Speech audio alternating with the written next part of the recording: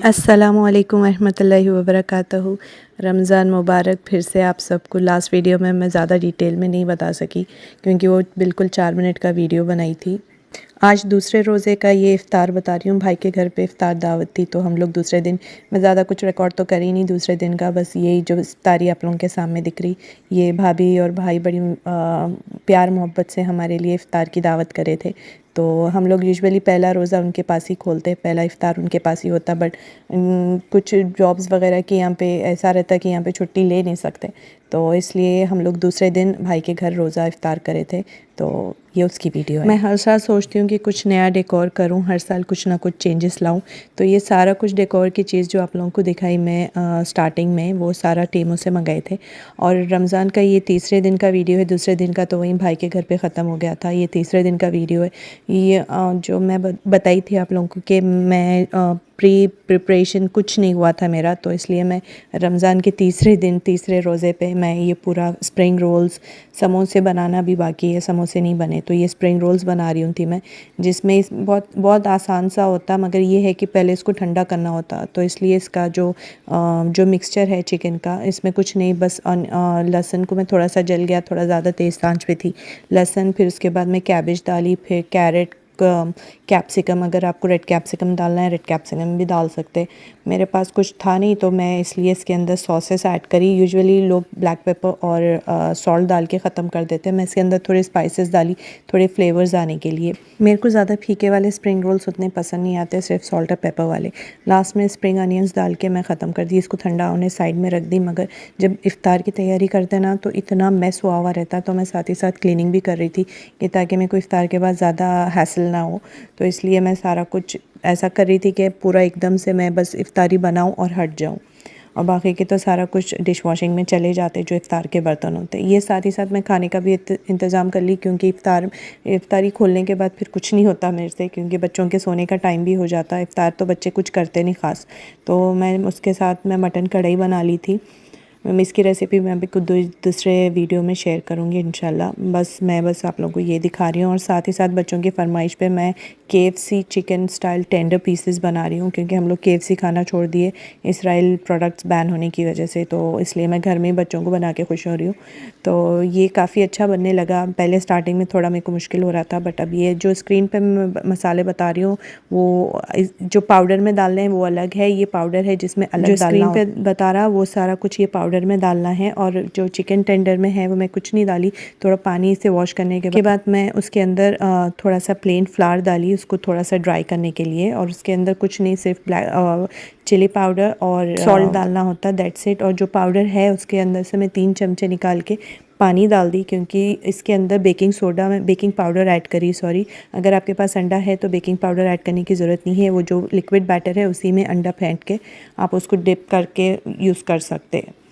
तो ये मैं 1 बाय 1 आप लोगों को सिर्फ 3 टेंडर पीसेस बता रही हूँ। ये ना, इससे पहले मैं क्या करती थी, ये कॉर्नफ्लेक्स, क्रश कॉर्नफ्लेक्स है, इसके पैंको भी आते हैं, ब्रेड क्रम्स भी आता, कुछ भी यूज़ करती हूँ मैं, अगर जो भी अवेलेबल रहा। घर में फ़िलहाल कॉर्नफ्लेक्स था तो मैं कॉर्नफ्लेक्स को क्रश करके मैं उसको डिप करते जा रही हूँ। ये देखिए 1 बाय 1 मैं 3 ही बता रही हूँ, बाकी बहुत जल्दी जल्दी में बनाना था क्योंकि इफ्तार का टाइम होते जा रहा था।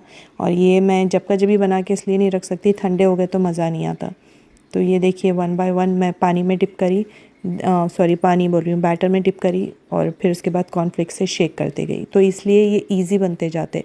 अगर मैं इसमें पाउडर को अगर मैं हाथ लगा ली ना, पूरा हाथ पे ही कॉर्नफ्लेक्स का जो चूरा है ना वो पूरा हाथ पे ही लग जाता मेरे। तो इसलिए ना मैं कोशिश करती हूँ कि ना पूरा उसमें ही शेक करूँ। ये देखिए कॉर्नफ्लेक्स को इसमें ही शेक करी हूँ ताकि हाथ पे नहीं लगे। ये मैं कोशिश करती हूँ कि नहीं, ये पहले ही बना के मैरिनेट करके रख दूँ। ये 15 मिनट पहले बना दी थी तो ये मैरिनेशन भी हो जाता, और फिर जब फ्राई करना होता तो बस निकालो और डिप करके बना लो। ये साथ ही साथ मैं मीठी लस्सी बना रही थी, रूह अफ़ज़ा वाली। इसके अंदर दही, शक्कर और रूह अफ़ज़ा डाल के इसको अच्छे से फेंट के इसके अंदर कुछ नहीं, बस आइसक्रीम ऐड करी और थोड़ा सा क्या बोलते हैं वो, Rooh Afza syrup, that's it. और साथ ही साथ पोटैटो फ्राइज़ भी फ्राई कर रही थी। बाहर के वो फ्राइज़ बोल रहे कि आजकल यूज़ करना सही नहीं है, चिकन नगेट्स यूज़ करना सही नहीं है, तो मैं उसको अवॉइड ही कर रही हूँ। तो पोटैटो फ्राइज़ ये जो नॉर्मल घर के आलू है उसी से मैं फ्राई कर रही हूँ, और ये यकीन मानो बाहर के फ्राइज़ से काफ़ी टेस्टी होते हैं। आजकल आलू अच्छे आ रहे, पहले तो आलू अच्छे आते नहीं थे। तो और इस साल हम लोगों के रमज़ान के रोज़े काफ़ी लंबे हैं। मैं तकरीबन ऑस्ट्रेलिया में 15 साल से हूँ, मगर मेरे को इतने बड़े रोज़े कभी भी नहीं मिले। 15 साल में पहली बार मेरे को इतने लंबे रोज़े मिल रहे हैं। ने बोला जा रहा है कि अब नेक्स्ट ईयर उसके 2 साल तक रोज़े लंबे ही होने वाले हैं। इफ्तार यहाँ पे 8 बजे का हो रहा, और सहरी 5 की 5:20 की सहरी है।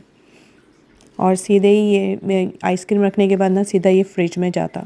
और ये स्प्रिंग रोल की ये जो शीट्स है, मैं काफ़ी रील्स में देख रही थी, काफ़ी वीडियो सर्च कर रही थी, क्योंकि जो फुल वाली जो शीट्स है उसमें ना बहुत ज़्यादा मेसी लगता। तो मैं 2-3 ये ट्राई कर रही थी, तो इसमें ज़्यादा अच्छा है, ज़्यादा शीट्स भी नहीं वेस्ट हो रही, और है ना खाने में भी काफ़ी अच्छा क्रिस्प है।